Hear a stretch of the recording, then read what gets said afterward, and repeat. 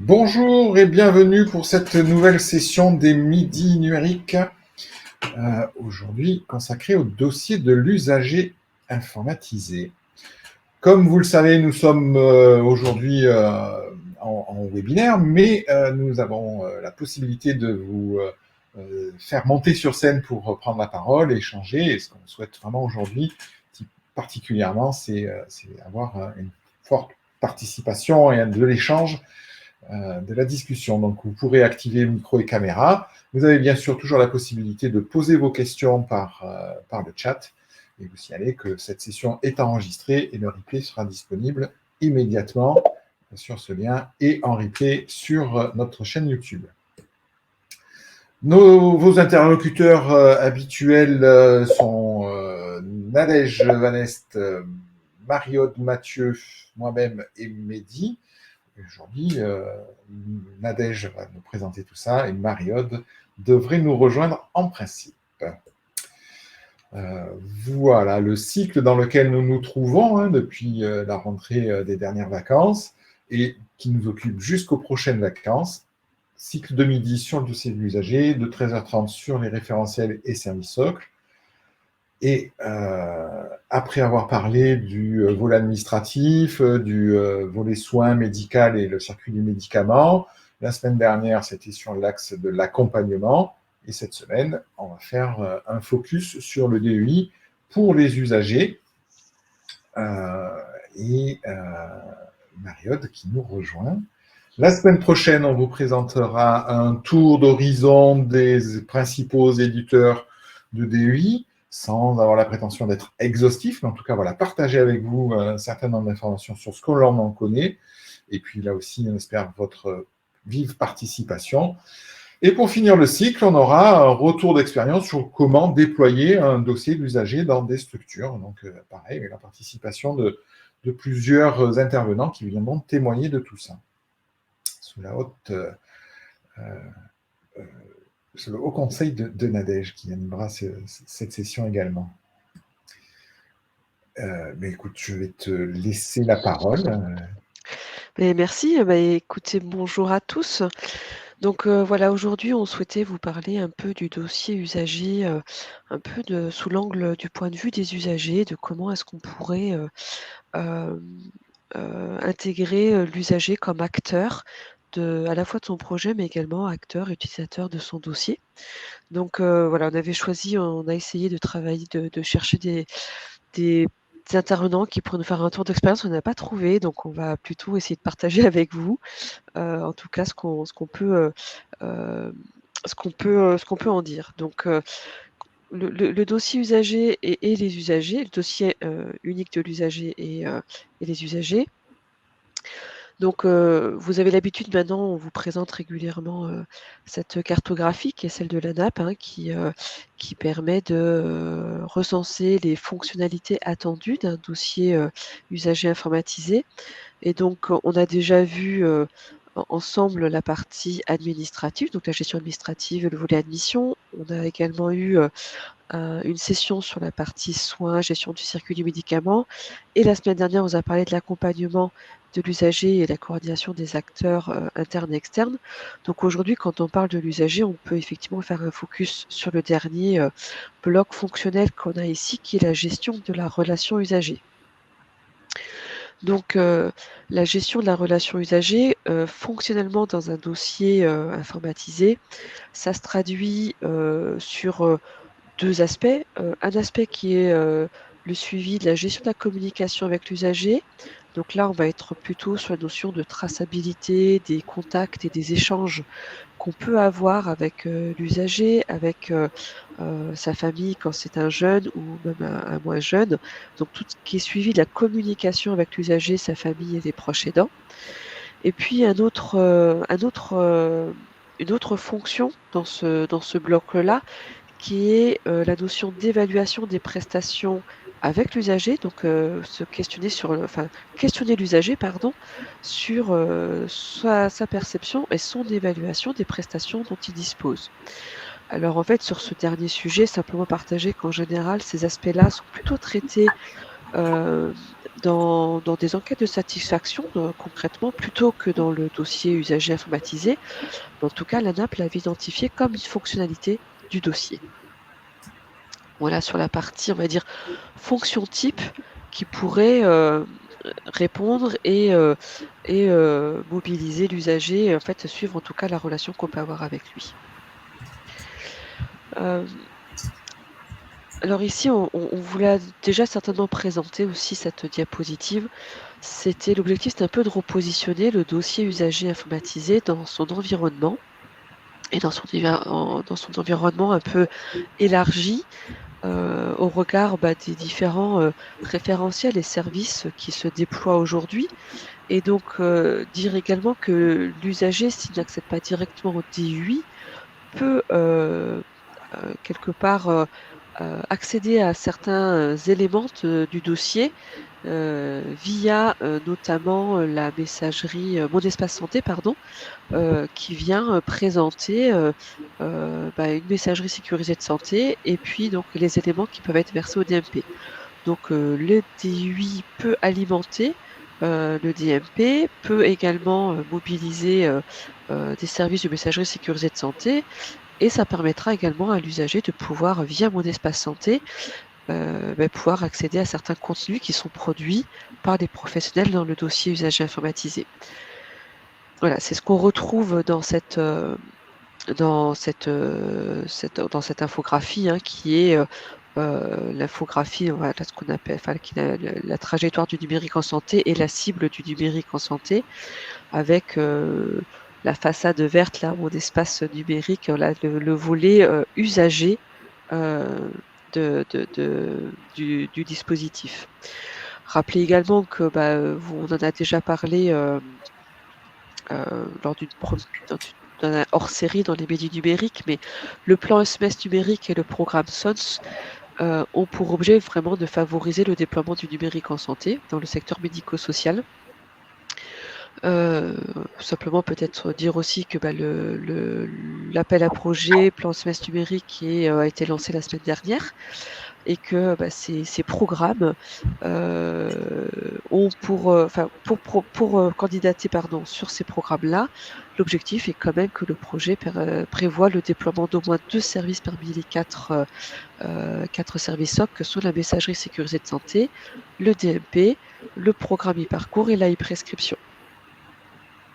Voilà. Alors concrètement, qu'est-ce qu'on peut partager et observer dans le secteur? Que l'usager, la place de l'usager en tant qu'usager acteur de son projet, c'est vraiment quelque chose qui est attendu, légiféré, partagé, et notamment dans les lois du 2 janvier 2002 et du 11 février 2005, qui donne à l'usager un rôle d'acteur à part entière en tant que vraiment acteur de son projet. Que également, c'est une question de principe, mais que ça fait pas de mal de le rappeler, que tout usager a le droit d'accéder à son dossier. C'est un principe quand même qui est aussi réglementaire, légiféré, qui a été encore appuyé par le règlement général sur la protection des données, qui est plus global et qui ne concerne pas seulement les données personnelles, ou les données, pas seulement les données médicales, mais également toutes données personnelles. Mais voilà, c'est des choses qui, même si ça semble assez évident aujourd'hui, c'est important de se rappeler comme principe que tout ce qui est versé dans un dossier usager peut être accessible à l'usager lui-même, à son représentant légal. Et dans le dernier point qu'on voudrait aussi partager, c'est que je pense que ces éléments-là, aujourd'hui, sont communément admises et sont dans les pratiques professionnelles entendues. Que toutefois, malgré tout, quand on numérise un dossier, on l'a déjà partagé la semaine dernière avec nos Reine et Claire qui ont partagé, qui ont témoigné. C'est vrai quand on numérise un dossier usager, ça re-questionne ces principes-là, et ça re-questionne aussi ces éléments de partage, qui peut accéder, Et voilà, c'est important de réappuyer qu'effectivement, tout ce qui est versé dans un dossier peut être ensuite accessible à l'usager.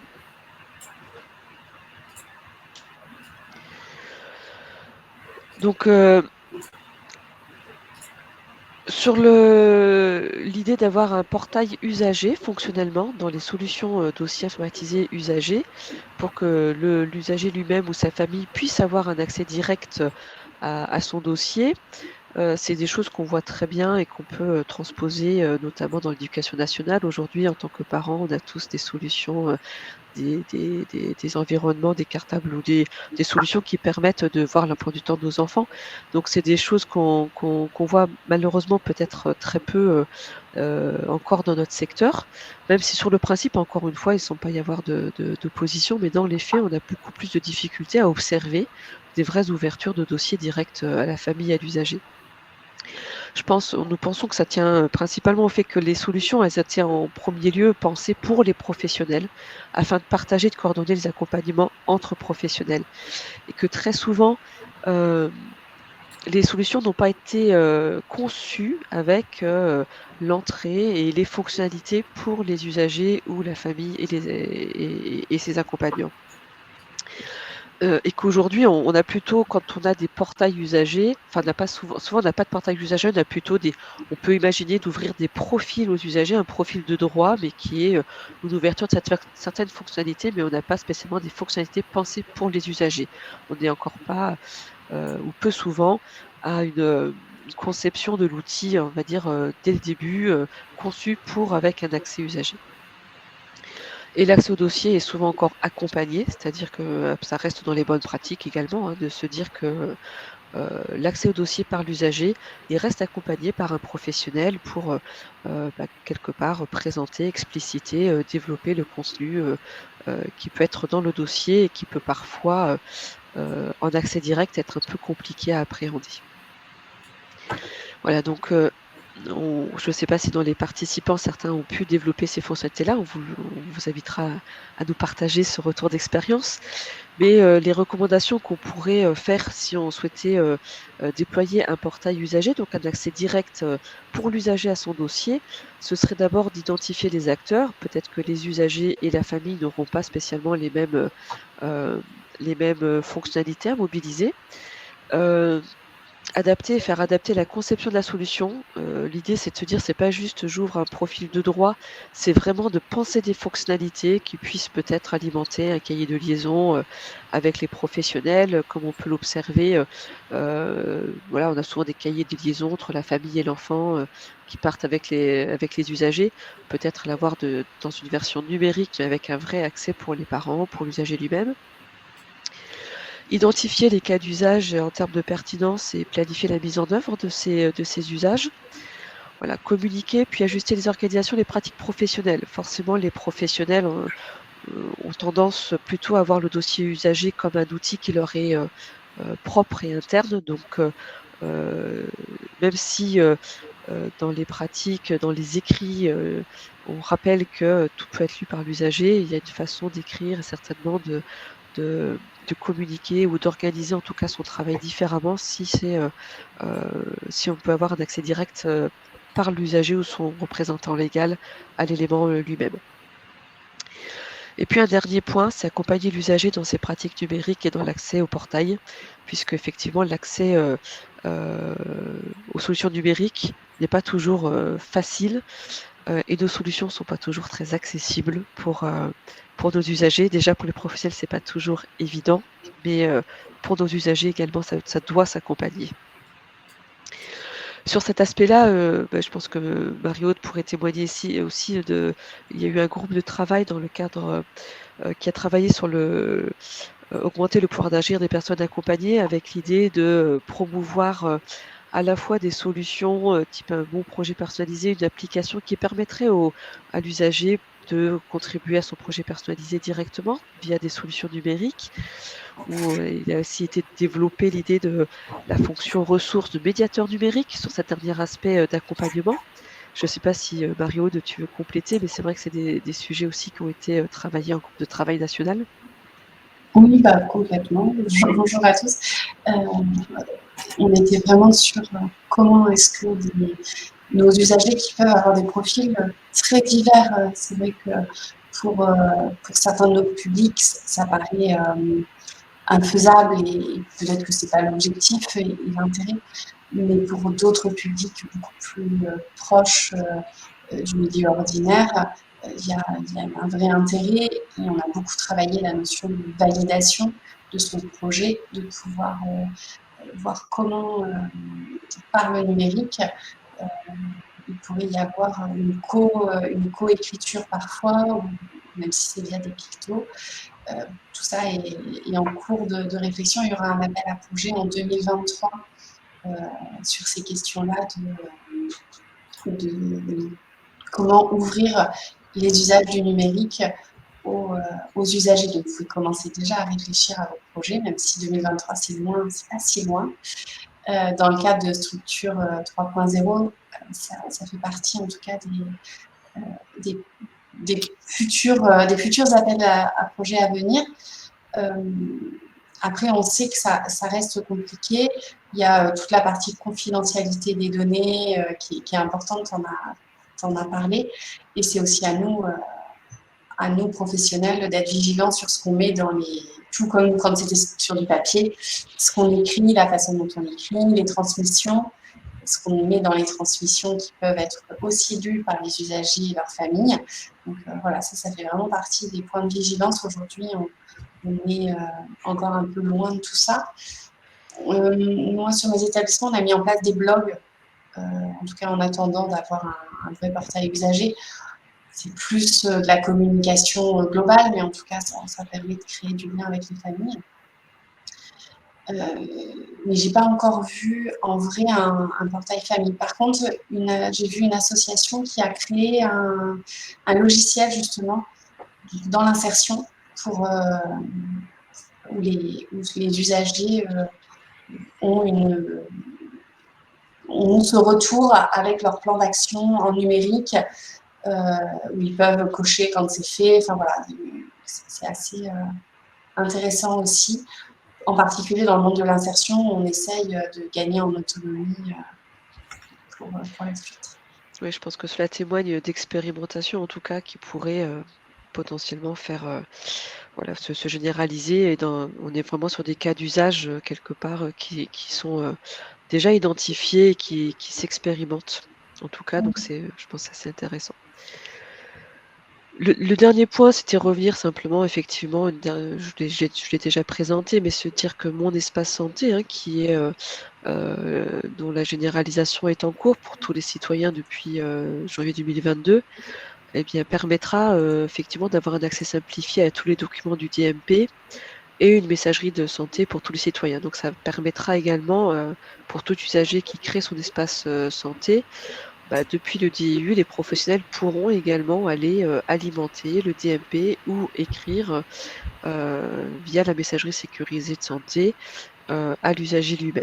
Voilà, c'était des petits points qu'on avait déjà mis en avant, mais c'est aussi une autre forme, en tout cas, de contribution pour l'usager et d'accès pour l'usager à son dossier. Voilà, on voulait, il nous reste une petite minute. Je ne sais pas si des personnes qui assistent ont envie de témoigner, si on se questionnait, on a certainement des solutions qui ont été pensées pour les usagers, mais que nous, on n'a pas spécialement identifiées ou en tout cas repérées. On a des personnes qui pouvaient témoigner d'un déploiement de dossiers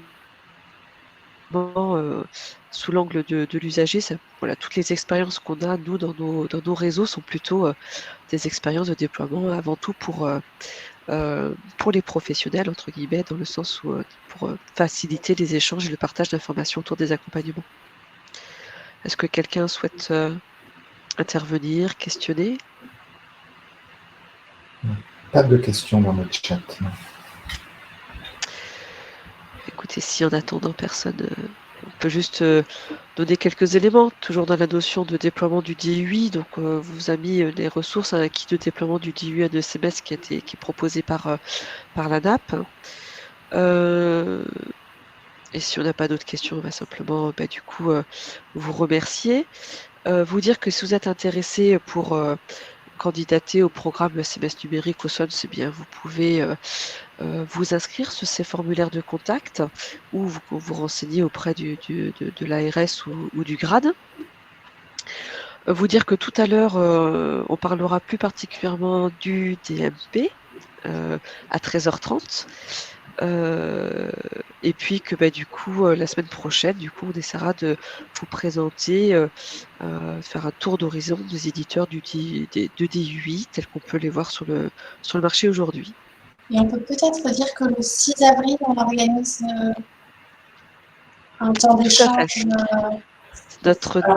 Voilà, tout à fait, tu as raison Marie-Aude, c'est notre deuxième groupe thématique ou journée thématique, donc le 6 avril en distanciel. On pourra rajouter également le lien d'inscription pour venir travailler, réfléchir avec nous. Et le 6 avril, le programme, il y aura un temps forcément un peu d'actualité sur le programme SOM, ce semestre numérique. Et puis on parlera aussi plutôt, comment dire, un peu de diagnostic. Où est-ce que vous en êtes, vous, sur votre système d'information? Qu'est-ce que vous avez? Quels sont vos projets, vos besoins, vos attentes? Donc voilà, c'est un peu le programme en tout cas, du 6 avril.